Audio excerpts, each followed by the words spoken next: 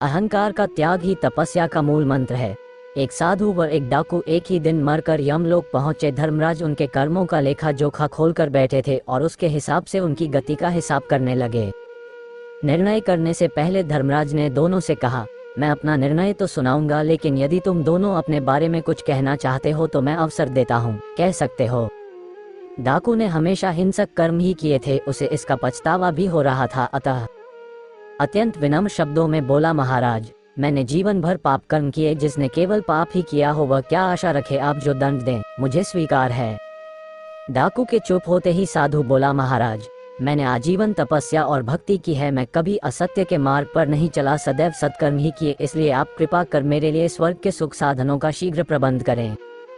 धर्मराज ने दोनों की बात सुनी, फिर डाकू से कहा, तुम्हें दंड दिया जाता है कि तुम आज से इस साधु की सेवा करो। डाकू ने सिर झुकाकर आज्ञा स्वीकार कर ली। यमराज की यह आज्ञा सुनकर साधु ने आपत्ति जताते हुए कहा, महाराज, इस पापी के स्पर्श से मैं अपवित्र हो जाऊंगा, मेरी तपस्या तथा भक्ति का पुण्य निरर्थक हो जाएगा, मेरे पुण्य कर्मों का उचित सम्मान नहीं हो रहा है। धर्मराज को साधु की बात पर बड़ा क्षोभ हुआ। वो क्षुब्ध होकर बोले, निरपराध व्यक्तियों को लूटने और हत्या करने वाला डाकू मरकर इतना विनम्र हो गया कि तुम्हारी सेवा करने को तैयार है।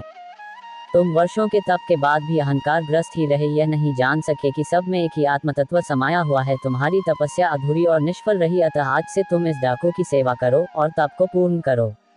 उसी तपस्या में फल है जो अहंकार रहित होकर की जाए। अहंकार का त्याग ही तपस्या का मूल मंत्र है और यही भविष्य में ईश्वर प्राप्ति का आधार बनता है। झूठे दिखावे तप नहीं है, ऐसे लोगों की गति वही होगी जो साधु की हुई।